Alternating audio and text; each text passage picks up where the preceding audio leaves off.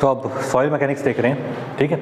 Rock हो गया, basic जो पोर्शन था वो भी देख लिए, कैसे इरोजन हो रहा है रिवर से, रनिंग वाटर से, वो भी देख लिए, ठीक है। तो first is the basic definition of the soil. हम किसको सॉइल बोलेंगे, ठीक है। नेचुरल अकरिंग, नेचुरल अकरिंग होना चाहिए ना, ऐसा नहीं कि आपने कागज़ फाड़ के डाल दिया, प्लास्टिक, इस माइक्रो प्लास्टिक एक बड़ा इशू बन रहा है, वो सब को आप सॉइल में नहीं काउंट करोगे। नेचुरली अकरिंग होना चाहिए, ठीक है। और वो रिलेटिवली अनकॉम्पैक्टेड, ये वर्ड इंपॉर्टेंट है। कॉम्पैक्शन रिलेटिवली कम होना चाहिए, ठीक है। मतलब जो भी अगर इन सीटू कंडीशन में देखूं, कहीं भी जाके अगर मैं देख रहा हूं, तो फाइनली उस पर कॉम्पैक्शन मतलब कुछ ना कुछ एयर प्रेजेंट होगी, ठीक है। Next is the organic and inorganic, दोनों। कभी भी ये आप नहीं बोल सकते कि सॉइल सिर्फ ऑर्गेनिक है या सिर्फ इनऑर्गेनिक है, दोनों का प्रेजेंट होना ज़रूरी है, ठीक है। It is the basic definition. उसके बाद जो फॉर्मेशन तो पता ही है अब कि वेदरिंग से होगा। एक ही रीज़न है, जो सॉइल बनेगी आपकी रॉक से बनेगी, ठीक। टाइप्स ऑफ वेदरिंग अगर मैं देखा तो physical weathering, chemical weathering. Physical में जो आपके एजेंट्स है दैट इज़ रनिंग वाटर, देख लिए पूरा, विंड हो गया, आइस हो गया, ग्रेविटी हो गया, and next is the oxidation, reduction and carbonation, ठीक है। ये आपके वेदरिंग के एजेंट्स हैं, और इस वेदरिंग के एजेंट्स के हिसाब से सॉइल का क्लासिफिकेशन होगा।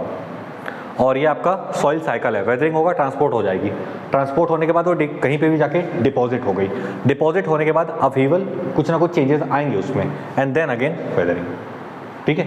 मान लो उसमें एसिड रेन हो गया, या मैं चट्टान को गिरा दिया, ठीक है, कुछ भी हो गया, ग्रेविटी फोर्स के कारण चट्टान अगर माउंटेन से गिर गई तब भी उसका इरोजन होगा। इसमें ये ध्यान रखना कि सॉइल का जो भी फॉर्मेशन होता है कहीं पर भी, ठीक है, एक किससे बन रहा है, रॉक से। रॉक से अगर बनी सॉइल और वो वहीं रह गई, जैसे अरावली है, अरावली में जो सॉइल इरोड हुई, ठीक है, विंड के कारण, वो जो इरोड हुई और वो अगर वहीं रह गई, it is called residual soil, ठीक है। और अगर वो ट्रांसपोर्ट हो गई तो that is called transported soil. Clear है। अब वो आपसे ज़्यादा रीजनिंग लगा सकता है, जैसे अब एयर हो गया तो एयर हो सकता है ज़्यादा दूर तक ना ले जा पाए सॉइल को, ठीक है, लेकिन रनिंग वाटर काफ़ी दूर तक ले जा सकता है अगर बहुत ज़्यादा स्पीड में है तो, ठीक है। और इसका आप देखोगे बेस्ट एग्जांपल तो डेल्टा, सुंदरबन डेल्टा वर्ल्ड का सबसे बड़ा डेल्टा है। 60% बांग्लादेश में, 40% इंडिया में, क्योंकि रिवर के जो रनिंग वाटर है उसकी वेलोसिटी इतनी कम हो जाती है कि वो डिपोजिशन जो है वो ओशियन में जाने से पहले ही वहीं डिपॉजिट कर देती है, पूरा का पूरा रेत वाला एरिया बन जाता है पूरा, ठीक है, जो भी सॉइल वहाँ से उठा के ला रही थी शुरू से, ठीक है।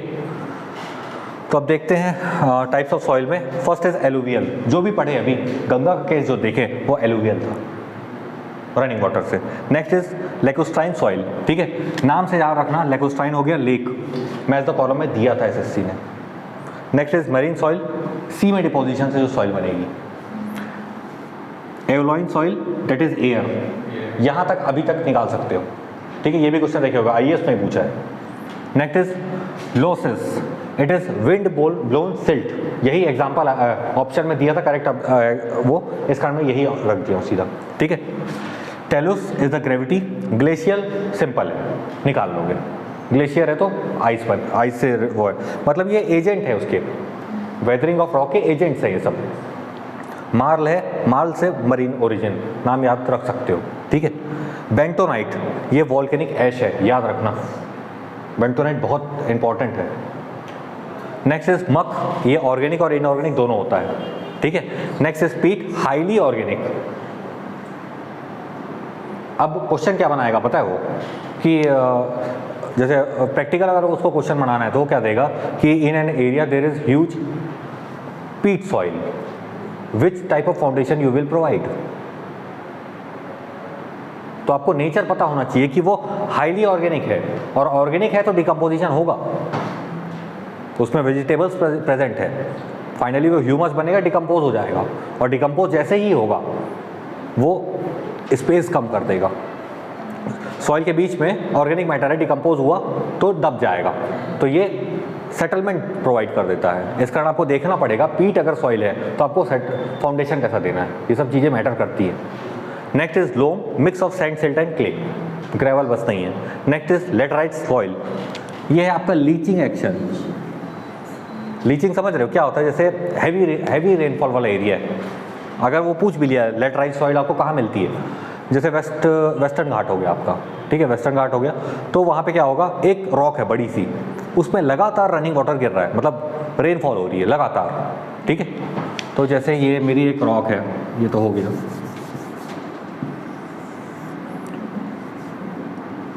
ऐसी एक रॉक थी, इसमें लगातार बारिश हो रही है, ठीक है। तो इसके ऊपर के जो क्ले मिनरल्स हैं, ठीक है,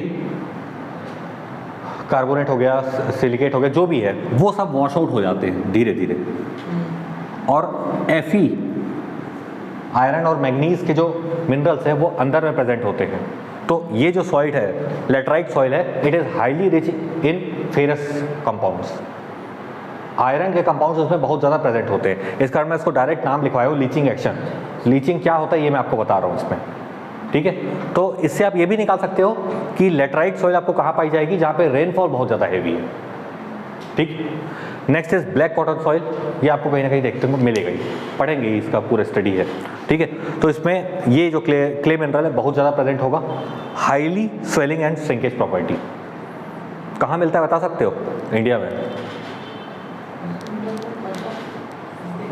ब्लैक कॉटन सॉइल आपका जो मालवा प्लेट्यू है ना, इंदौर वाला रीजन, और मराठवाड़, महाराष्ट्र के थोड़ा सा ऊपर वाला, इस कारण बहुत ज़्यादा फेमस है। और अगर आप कॉटन के लिए ही देखोगे ना तो महाराष्ट्र बहुत ज़्यादा फेमस है उसमें, ठीक है।